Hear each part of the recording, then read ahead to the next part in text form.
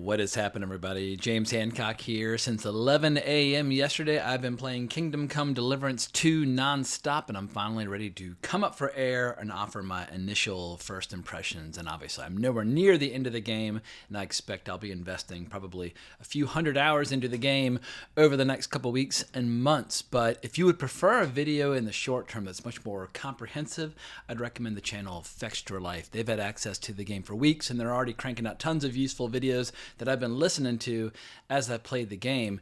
In any case, I won't be spoiling any quest in this video, but what I can say is that Warhorse Studios has taken an already brilliant format from the first game, and like a master jeweler cutting diamonds, they've honed and they've perfected their approach into an obvious Game of the Year contender. But I'll go one step further. I would not be surprised at all if in a few days' time I'm ready to proclaim Kingdom Come Deliverance Part 2 as one of the best role-playing games in years, right up there with recent heavy hitters like Elden Ring and Baldur's Gate 3. And speaking of which, I finally cleared BG3 on Honor Mode the night before the release of Kingdom Come Deliverance 2, and it remains my all-time favorite game, so I'm not making these comparisons lightly.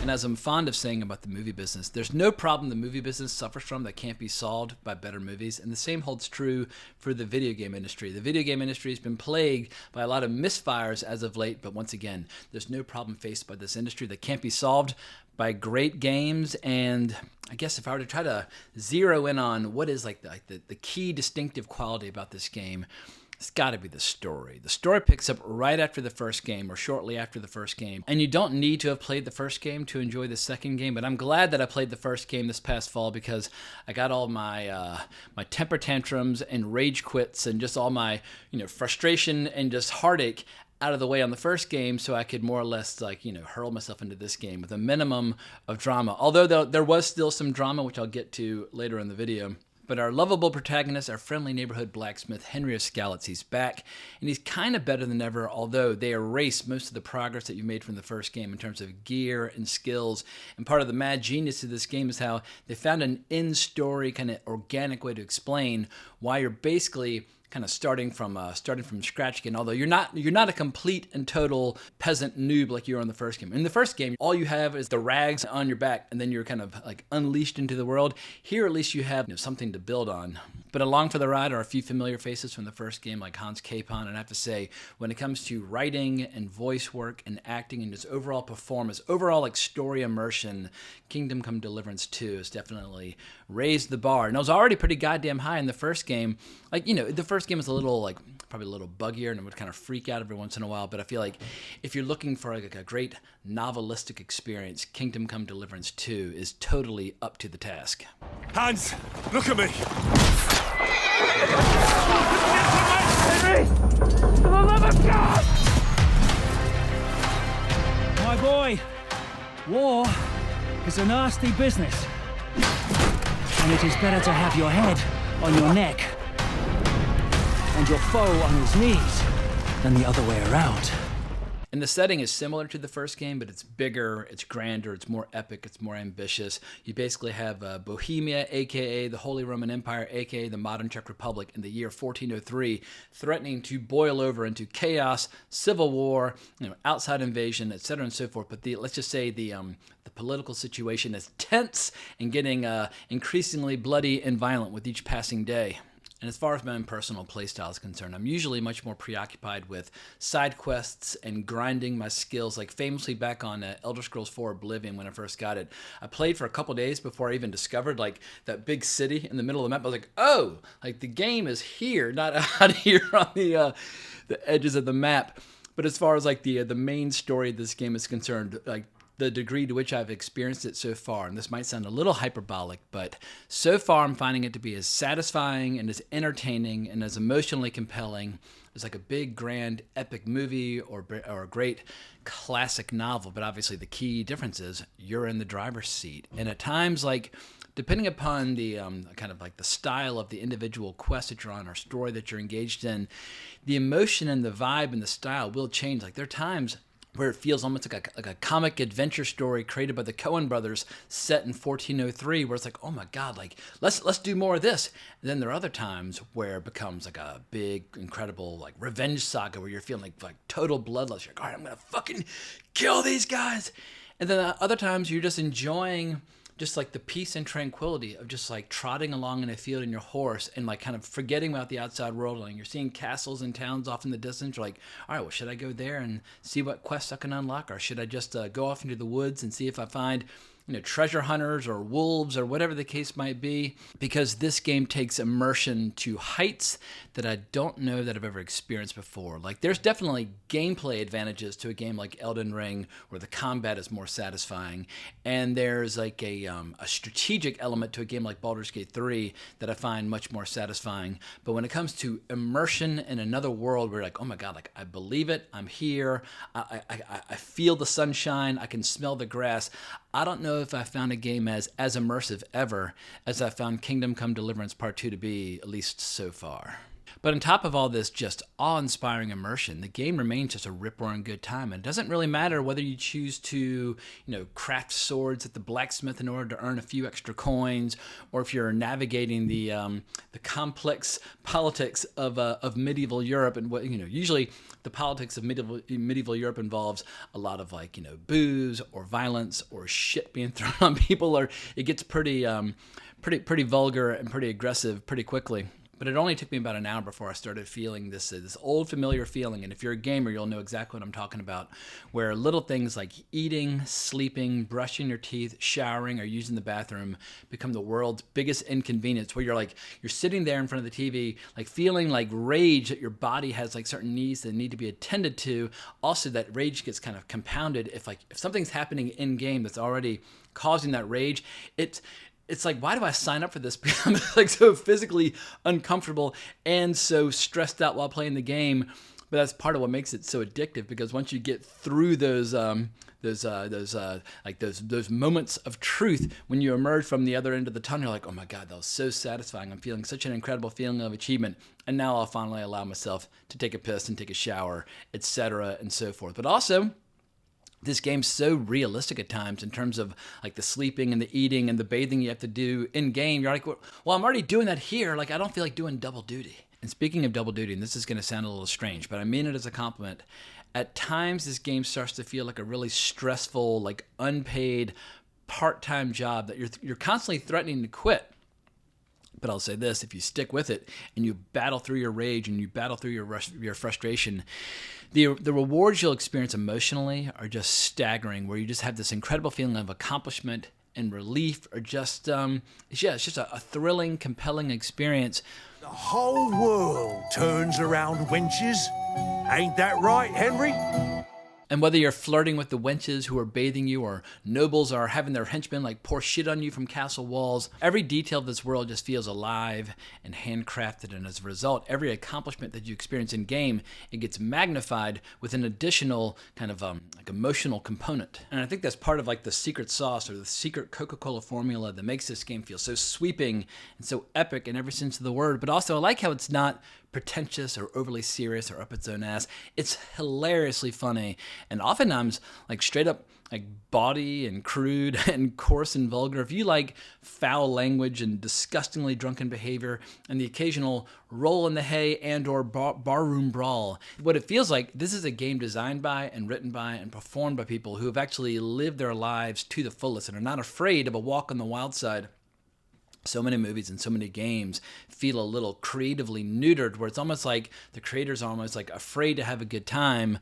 And along those lines, I mean, companies like Ubisoft or companies like BioWare, where their games just feel stale and predictable, safe. The most loathsome word in the English language is safe, at least in 2025. But like that corporate approved approach to storytelling is fully embodied by companies like Ubisoft and BioWare. But it seems like Warhorse Studios is hell hell-bent upon and determined to go in the opposite direction of every loathsome trend that's plaguing modern gaming. And I'm fully prepared now to declare that Warhorse is up there with Larian Studios or From Software. Like, it might not necessarily have the history that those other studios have, but creatively, holy shit, I will be looking forward to their next game with the same relish and delight as I will from Software or Larian.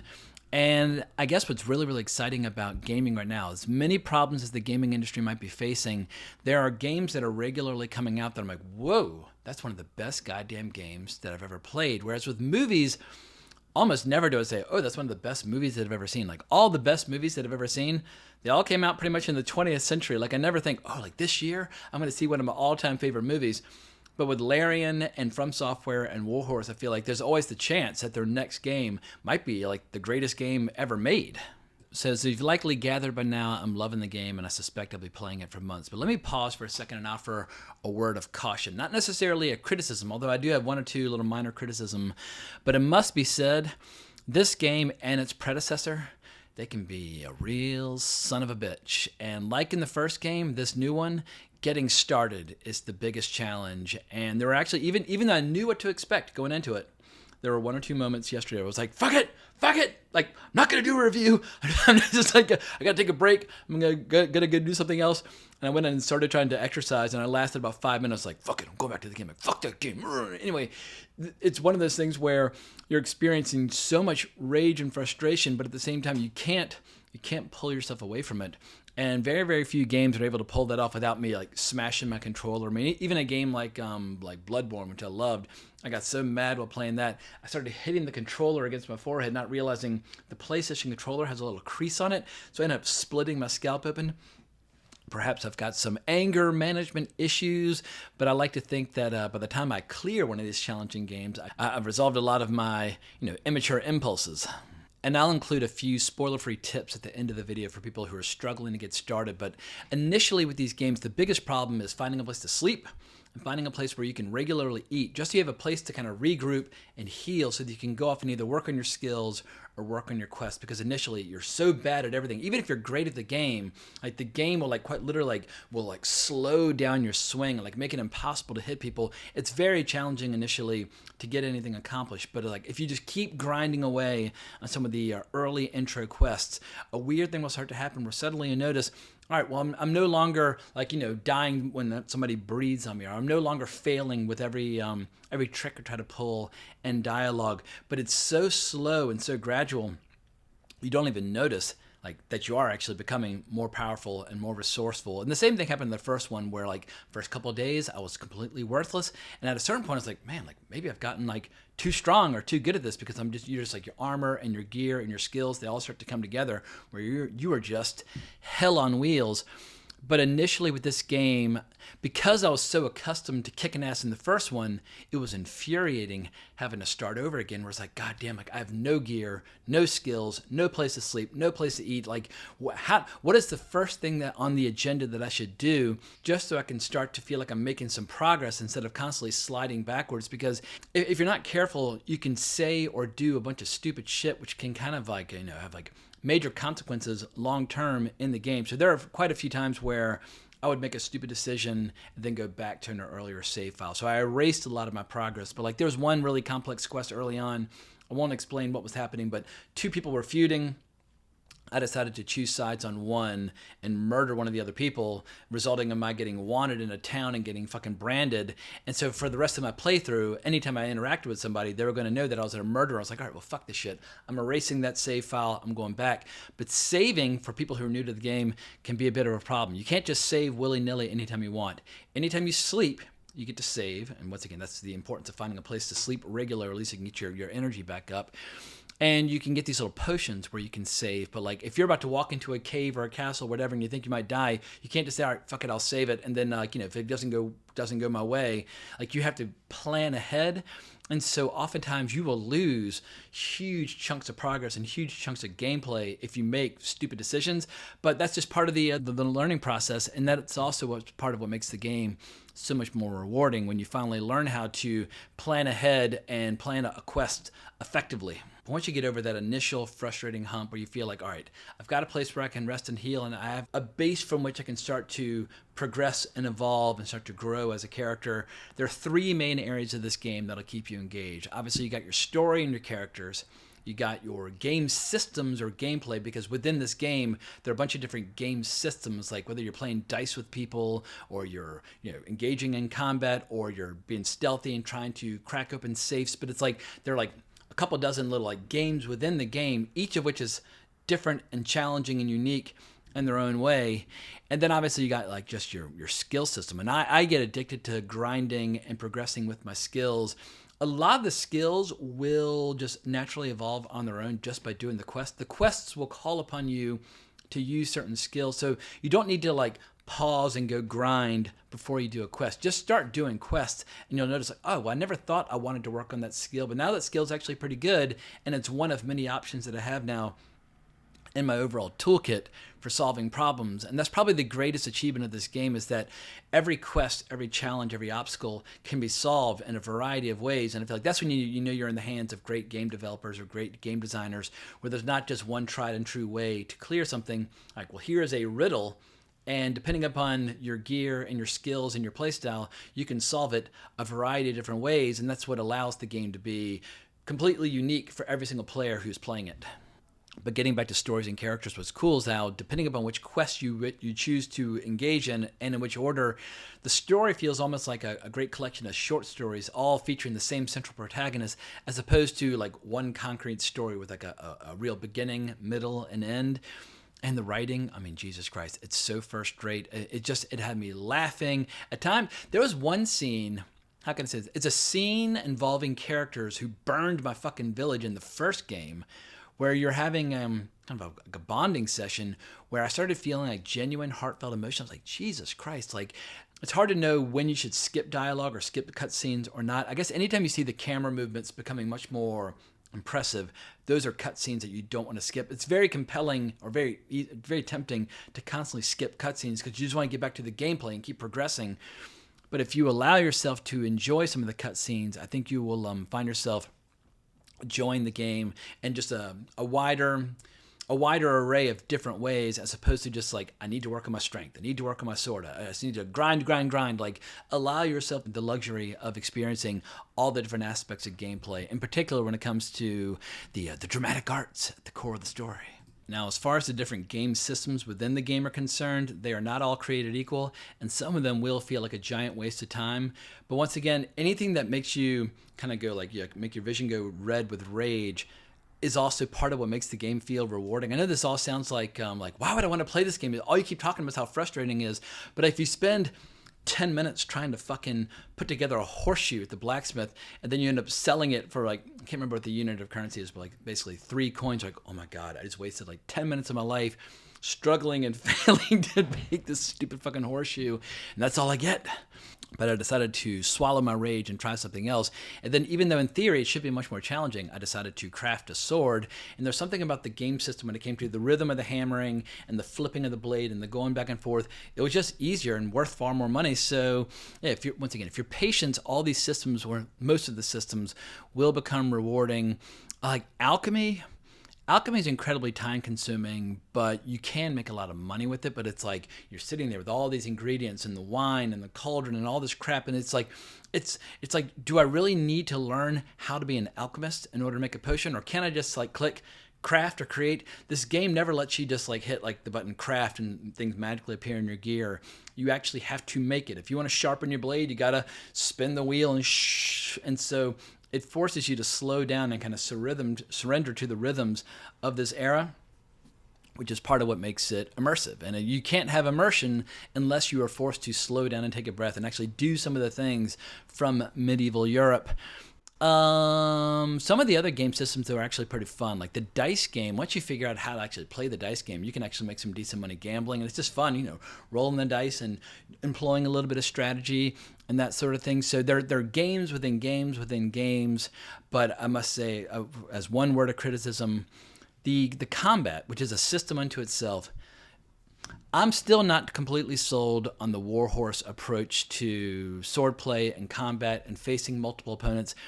it will make you freak the fuck out at times. Especially if you've played the first game and you've gotten used to the point where, like, when you swing, it actually, like, the sword does what you want it to do, or when you block, it actually does what you want it to do. Suddenly, the controllers become totally unresponsive again, and you got to get your stats, and you got to do all the grinding, and you have to do all the training. That was infuriating because I'm like, I know how to play the game, I know how to fuck people up, but my character is so weak, I can't actually do the things that I know how to do. But I'm still not entirely convinced that, like being able to, like, pick the angles from which you block or attack, whatever, actually make a lot of sense. Like, I just much prefer the combat of something like designed by From Software, where, like, it's complex and it has depth, but it's not realistic. Because this game's going for realism in combat, you have to play the game on its own terms, or you'll just die again and again and again. If you get surrounded by wolves, you have to fight the wolves the way this game wants you to, not the way in your mind you think you ought to while playing a video game. And that is a hurdle, and I think a lot of people would just say, you know what, fuck the whole thing, the combat's just not fun. But this game, I don't know what percentage of it is combat-based, but there's so many things to do, and there's so many problems to solve that don't involve combat. It is a role-playing game, emphasis on role. You are playing a role. You're not playing the world's biggest badass warrior who just walks around fucking people up. You're navigating this, like, richly textured world, and so this is probably the first game to really earn the title role-playing game in many, many years. And as far as overall value is concerned, because obviously we all have finite resources and finite time, and so when somebody's debating whether or not they want to throw down $70 or $100, depending upon all the add-ons and bells and whistles and that sort of thing, it's like, you know, that's a big commitment. I think if you like the game, you will spend several hundred hours playing it. If you hate the game, you'll want to get reimbursed after a couple of hours. But if you like it, you will definitely get your money's worth. You're basically, like, for every dollar you invest, you're getting like 5 hours of entertainment. And compare that to going to see a movie where you're spending $25 for perhaps like a 2-hour subpar experience. So I feel like the numbers make sense, but it is a big commitment. I always feel like the best value for your money when it comes to entertainment is just buying books. You might spend $10 on the book, get who knows how many hours of reading pleasure out of it. I don't think this game will have replay value the same way Baldur's Gate or Elden Ring did. Like, Elden Ring, the part of the fun is, like, playing through again with a different build and a completely different system of stats, gear, etc., for a completely different experience. Here, I don't know if I want to subject myself to the misery of, like, relearning all those basic skills and, like, getting my economy within the game going again.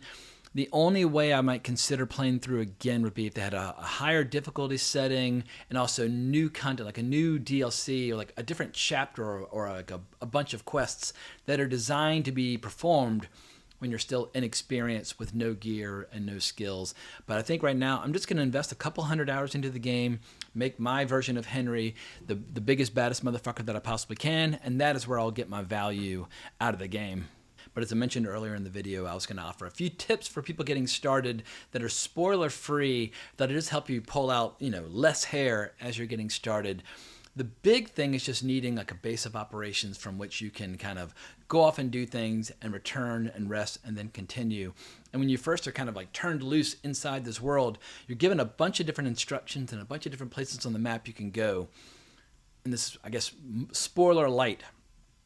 Go to the blacksmith first and become an apprentice, because once you become his apprentice, you can make things for him and sell them to him and make a little money. But more importantly, as his apprentice, you get a bed and you get a cauldron of food that you can not always but periodically eat from. And so, you know, no matter where you are on the map, you can always try and fast travel back. Once again, fast travel is a little bit like, don't look away from the screen when you're fast traveling, because people will attack you while you're fast traveling. But if you can get back home or back to the blacksmith, you know you can always rest and eat and sell some shit and kind of start again. And I didn't figure that out until I'd been going fucking berserk for a couple hours. Like, God damn it, where can I fucking sleep? Where can I fucking... I mean, I was going crazy until I figured that out. But another problem early on is just never having enough money to do anything, where your gear's constantly falling apart. You can't do anything because you have no money.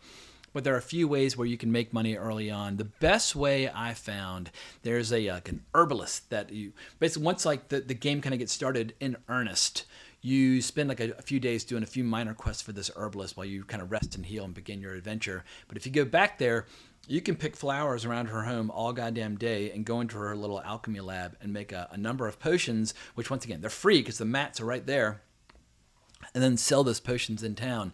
It's a little time consuming, a little laborious, but as you're doing it, your skill will go up, which confers certain perks and benefits, but also it's just free money. So if you're looking for a little bit of cash, I recommend going back to the alchemist and making a few potions, or quite a couple dozen potions at a minimum, and then at least you'll have a couple hundred, I can't remember what the name of the currency is, but a couple hundred coins with which to raise hell with.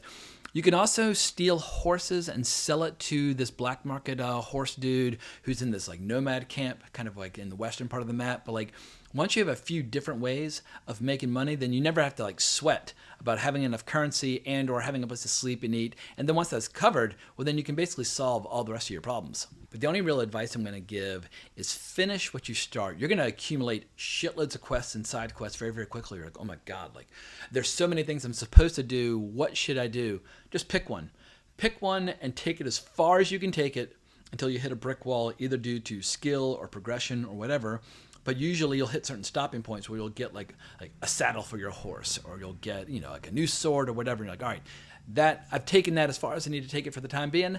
Now let's go work on something else. And also, speaking of your horse will be missing initially. You need to find your horse as quickly as humanly possible. All I'll say is that he's nearby and he's in a field, and you just need to negotiate to get him back. And that'll also lead into one of your key early quests will take you over there. Just be on the lookout for your classic horse, and you can get him back. But this game is a huge pain in the ass in the absence of a horse. You got to get your horse back. So once again, yeah, get your economy going, get your horse back, get a place to sleep and eat. Then the rest of the game just starts to fall into place, and you won't feel quite so overwhelmed anymore. But the most important thing is play the game on your own terms, the way you want to play it. Ignore the parts of the game that you find boring and focus on the parts of the game that you find exciting. And over the course of working on those quests and those activities, your character will evolve and grow and become the player that you want it to be, because in this game, your skills go up by using them. And so depending upon how you play, your character will naturally get better at those things. And then at a certain point, like, all right, I've got no talent whatsoever when it comes to locksmithing. Like, who's going to teach me about locksmithing? How do I work on that? But like, once you've got some other skills that you can rely upon, then it doesn't feel quite so frustrating to go start like a fresh batch of skills from scratch.